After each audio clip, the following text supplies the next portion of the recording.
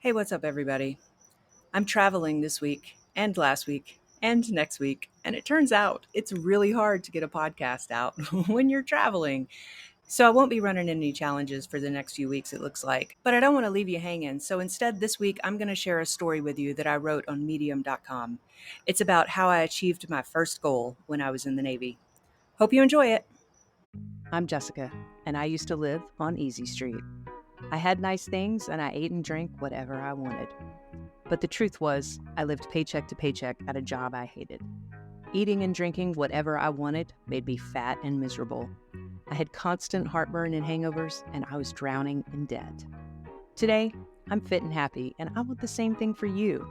Join me each week, and let's commit to doing something hard together. Because it turns out that Easy Street is a dead end.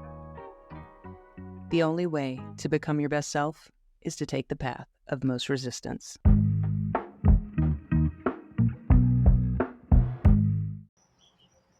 I wept bitterly as I scrubbed the haze gray paint off of my arms.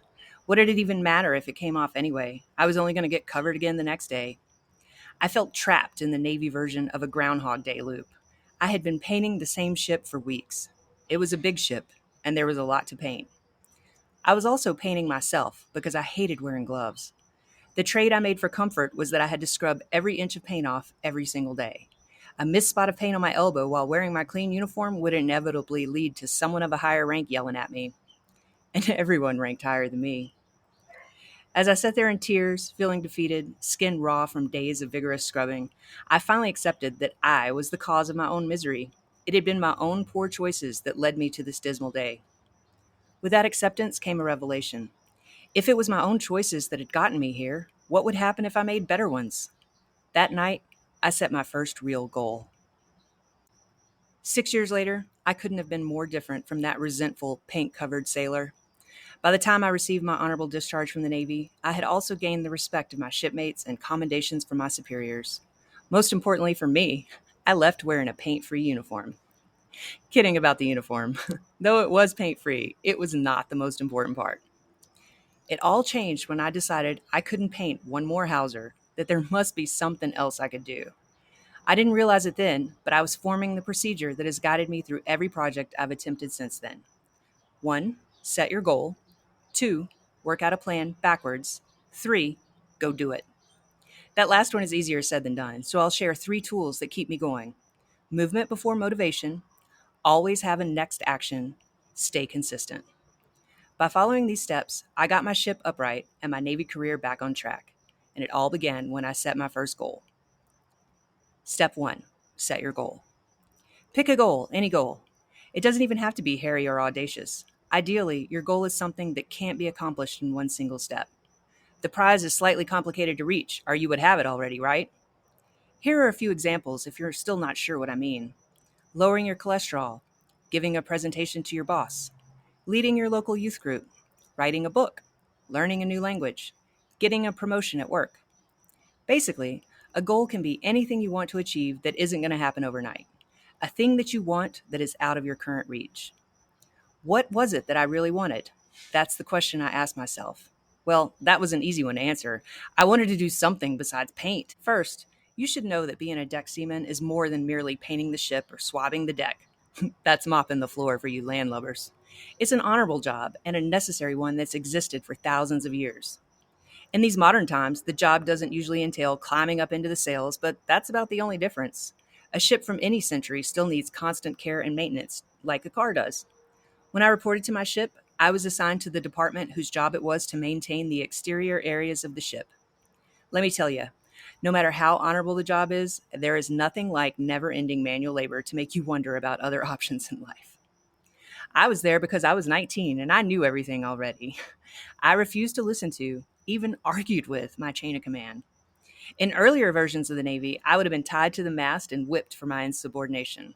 Luckily for me, it was the late 20th century. Instead, they confined me to the ship and put me to work. A bright and promising future quickly began to look like a 4-year sentence in hell, and I was only a few months into my enlistment. I needed to make changes to my attitude. The Navy was my last chance to get my act together. If they kicked me out, I was headed for the streets again. I joined the Navy to get away from that. No way was I going back. What could I do then? I couldn't leave the Navy. but I could leave deck department.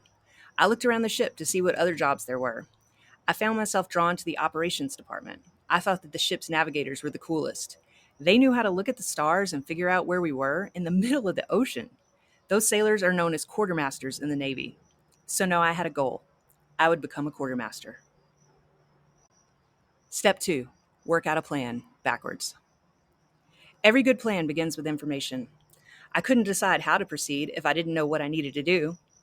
I began by asking myself questions. Question 1. What do I want? To find a different way to spend the rest of my Navy enlistment. Question 2. How can I do that? Well, I can't leave my ship, but I can transfer to a different department. By continuing in this manner, I moved from a broad question to a more specific one. I stopped when I found an answer that contained a specific task to complete. When you turn your list of questions backwards, your last answer becomes the first step in your plan of attack. Once I had identified my goal of becoming a quartermaster and transferring to a different department, I started a new set of root cause questions to find out what the process would entail. It didn't take many questions. I needed to pass a test proving I had some knowledge about navigating a ship. The exam was offered on board my ship twice a year, but I wouldn't be eligible to take it until the next year. I now had all the information I needed to create a very simple plan. Learn how to navigate, pass the exam. Time to get to work. Step 3, go do it. What this plan meant in reality was that I would have to get the manual and study after working hours. Living on board a ship made learning how to navigate a little bit easier, but I still had my normal job to do. Whenever we went to sea, after standing my own watches and completing my daily tasks, I would slip to the chart table on the bridge to learn from our ship's quartermasters. Meanwhile, I would study at night, in my rack, or in the ship's library, teaching myself to speak the language of navigation. If you've ever attempted to teach yourself something, you know that it is harder than it sounds. There's no teacher to grade your papers, no boss to give you feedback, no buddy to give you friendly competition, not even a fancy app to give you virtual confetti. No external motivation. That means it's all got to come from you, and that can be a point of failure. You've got to keep moving even when no one else is watching. Here are a few of the ways I've learned to keep myself going. Movement before motivation. Why didn't you get up and write 1,000 words this morning? Because I didn't feel like it. If you wait until you feel like it, it's probably not going to happen. Even if it's something you really want to do, like completing your novel, there will be days that you don't feel like writing. On those days, you need to write anyway. Do it before you feel like it. It may lead you to actually feeling like it, the fake it till you make it routine. Once you force yourself through those first few paragraphs, magically your motivation will appear. The words will flow from your pen as if handed down from heaven. Or not. Either way, you showed up and worked, and ultimately, that's how things get done. By doing them. Hey, as a bonus tip for those who really are struggling with writing X words a day, try setting a Pomodoro goal instead. Your only commitment is to write for 25 minutes. Some days, I walk away after one Pomodoro. Most days, though, when the timer goes off, I don't even hear it because I'm pounding away at the keyboard. Not the method for everyone every time, but it works for me. Always have a next action. Every time I found myself with time on my hands, I would return to the question, what is the one thing I can do right now that will take me in the right direction? Becoming a quartermaster was my one and only project, so the answer was either hit the books or hit the bridge. Study, study, and study some more. Most people manage more than one project in their lives at a time, though. David Allen's classic book, Getting Things Done, is a great place to start if you're interested in learning more about productivity systems. I want to focus on one of his ideas in particular, the next action. Whether you have one project or many, they all have one thing in common. At the very heart of every project is nothing more than a list of steps. Once you visualize your project this way, it follows that no matter which step you're on within that project, there must be a next step or next action that you can take. Know what it is. Know what it is for every project you're working on. Keep those actions on a list and always have it at hand. Try reaching for your list instead of your social media feed when you have downtime. Always ask yourself, what is the one thing I can do right now that will take me in the right direction? Scan through your list and see which next action best fits into the time and place you found yourself available. For example, while waiting for your to-go order, you scan your next action list. You are reminded that you still need to buy the decorations for the youth event on Wednesday night. Amazingly, this restaurant is right next door to a party supply store, so you go get that done before your food is even ready. Or maybe you use that time instead to make a phone call to a loved one because one of your goals is to check in on your elderly aunt from time to time. Maybe you even pick up an extra plate and bring it by her house instead. And while you're talking, she spills the news that your cousin is actually the illegitimate son of Prince Charles. Okay, not really. You have the same conversation you always have with her. She refuses to stop calling them the San Diego Chargers and blows raspberries at you every time you correct her. And you would have missed out on that if you hadn't checked your list. Always have a next action ready to go. Don't waste time wondering what you should be doing. Know what you should be doing. Then do it. Stay consistent. Nothing in this world can take the place of persistence. Talent will not. Nothing is more common than unsuccessful men with talent. Genius will not. Unrewarded genius is almost a proverb. Education will not. The world is full of educated derelicts. Persistence and determination alone are omnipotent. The slogan, "Press on," has solved and always will solve the problems of the human race. Calvin Coolidge. With any challenge comes a thrill of excitement. This boost can push us through the first few days of a new routine. After the excitement wears off, though, it becomes harder to keep focused and easier to return to our old ways. This is where it is crucial to stay the course. When I was studying for that exam, I had no trouble being consistent with my study. Passing that exam would change my life, and I wasn't going to let anything stop me. That wasn't the case, though, when I decided to quit smoking cigarettes. Though that was also a life-changing decision, it was much harder to accomplish. Every time that I failed, I'd smoke more because I was depressed that I'd failed. It was a vicious cycle. But one day, a light bulb clicked for me. No one else was counting how many days it had been since I'd had a cigarette, so why should I? I stopped counting. Instead of caring about how many days it had been, I began to care about today alone. And when I failed and had a cigarette, I didn't start smoking again in despair.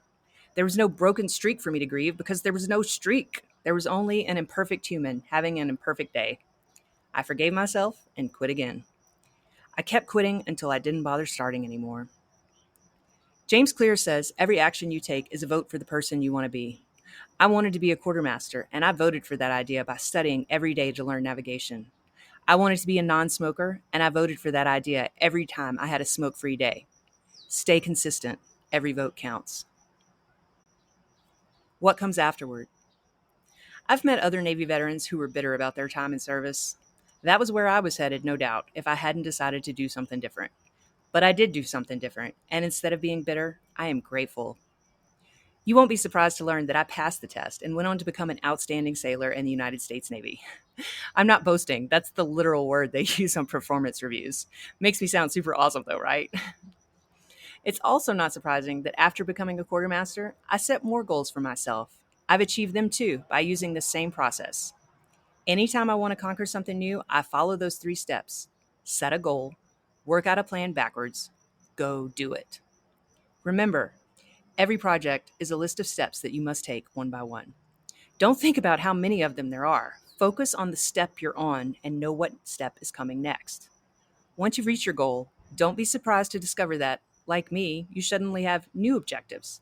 Accomplishment can be addictive. So set a new goal and take it from the top. I wish you fair winds and following seas on your journey. You got this.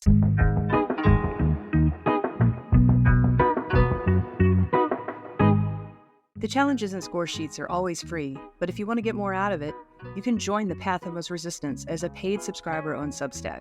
This option will get you access to the community chat, along with a link to the weekly challenge check-in calls. Want to push yourself even harder? I also do one-on-one coaching. Click the link in the show notes to book your free discovery call with me. Thanks for listening, and if you're enjoying the show, please share it with anyone else you think is up for a challenge.